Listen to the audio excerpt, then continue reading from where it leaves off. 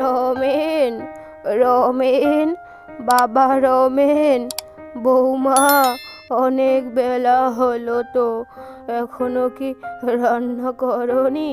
মা, আর ঠাকুমা তোমাকে অনেকক্ষণ থেকে বাইরে থেকে ডাকছে, তুমি কি শুনতে পাচ্ছ না? যা, তুই গিয়ে দেখ কেন ডাকছে।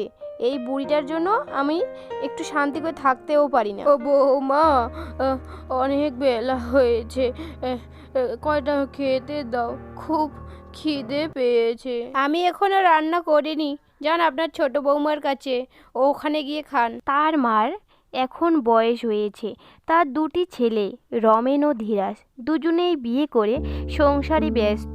মায়ের কারো খবর নেই, কেউ চায় না তার মাকে খাওয়াতে। দুই ছেলেই মাকে যেন বোঝা মনে করে। ছোট বৌমা, বড্ড খিদে পেয়েছে, কয়টা খেতে দাও। অমনি চলে এসেছেন আপনার ছোট ছেলের কাছে খেতে? যখনই শুনেছেন আপনার ছোট ছেলের মাইনে বাড়িয়েছে, অমনি আমাদের ঘরে চাপিয়ে পড়লেন কেন? দিদির কাছে যান। আর আমি এখনো রান্না করিনি, আপনার ছেলেকে শুধু চা দিয়েছি। কেউ রান্না করনি, কয়টা আর খাই? মনে হয় আমি বেশি খাই, আমার ভয়ে কেউ রান্না করনি। মা, তুমি তো রান্না করছো, ঠাম্মিকে মিথ্যা কেন বলছো? চুপ কর, চুপ কর, শুনতে পাবে, আসতে বল।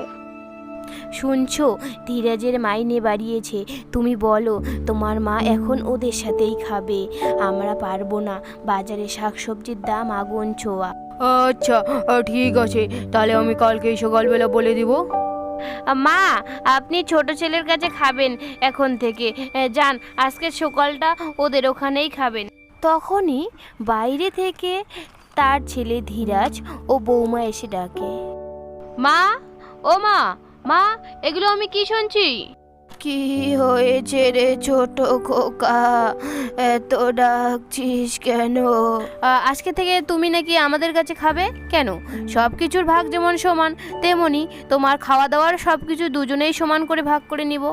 যখনই শুনেছি আপনার ছোট ছেলের মাইনে বাড়িয়ে দিয়েছে, অমনি আপনাকে আমাদের ঘরে চাপিয়ে দিয়েছে। কি বলছিস? আমরা কখনো এমন ভাবি না, ভাবলে তোরাই ভাববি। ঠাকুরপো চাকরি করে, আর ওর দাদা তো ছোট একটা ব্যবসা করে, কি এমন ইনকাম হয় সেখানে? তাছাড়া আমরা তো মাকে এতদিন খাওয়াইছি, এখন তোরা খাওয়াবি, এমন ভাব করছিস যে আমরা মনে হয় মাকে খাওয়াইনি। চুপ কর, তোরা, আমাকে আর কেউ খাওয়াতে হবে না। রমেন, ধীরাজ, তোরা এখন ছোট ছিলিস, তোর বাবা আর আমি তোদের নিয়ে কত স্বপ্ন দেখেছি। তার মা অনেক কান্না করে, যে ছেলে মেয়েকে নিজে না খেয়ে তাদেরকে খাইয়ে পরিয়ে বড় করে, আজ তাদের কাছে এক মুঠো ভাত জুটে না তাদের জন্য। মা, তোমরা ঠাকুমার সাথে এই কেন এমন করো? আর ঠাকুমারও তো অনেক কষ্ট হয়, তুমি জানো আমাদের স্কুলে এক মাস্টার মশাইয়ের মা বাবা নেই, উনি তার জন্য অনেক কষ্ট পায়, আর তোমাদের আছে তবুও তোমরা দেখতেই পাও না। চুপ কর, ঠাকুমার হয়ে আর কথা বলতে হবে না, উনি বয়স্ক মানুষ, কাজ করতে পারে না, শুধু বসে বসে খায়, মাসে মাসে ওষুধ এটা দাও ওটা দাও, মরেও না, মরলেও শান্তি। বয়স হলে ছেলে মেয়েগুলো তাদের সাথে এমনই করে। মা, তাহলে আমিও তোমাদের সাথে বড় হলে মনেই করব, কিন্তু আমাদের স্কুলের টিচার বলে মা বাবা হলো ভগবান, ওদের সেবা করলে ভগবান খুশি হয়। তার ছোট ছেলে রাজুর মুখে একথা শুনে তার মায়ের দু চোখে দিয়ে জল গড়তে থাকে। রাজু, তুই আমার চোখ খুলে দিলি রে বাবা, সত্যি তোর ঠাকুমার সাথে আমরা অনেক অন্যায় করেছি, ভগবান হয়তো আমাদের ক্ষমা করে দিবে না। ওগো, শুনছো, বাজার থেকে মাছ নিয়ে এসো তো। আচ্ছা, ঠিক আছে। আর শোনো, কাটা ছাড়া মাছ নিয়ে আসবে, মা আবার কাটা ওলা মাছ খেতে পারে না। কি বলছো কি? মার জন্য? তোমার শরীর তো ঠিক আছে?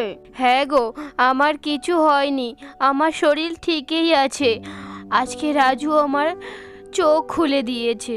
মা, ও মা। কে? বড় বৌমা?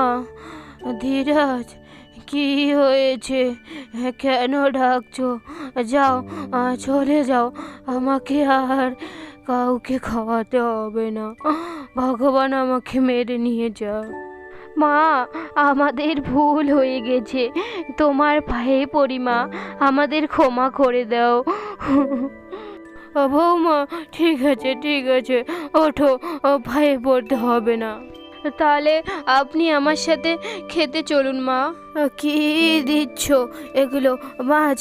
কেন আমাকে দিচ্ছ বৌমা? রমেন ও রাজু খাবে তো। আপনি খান মা, আপনার জন্যই এনেছি কাটা ছাড়া মাছ। খেয়ে বলুন কেমন হয়েছে।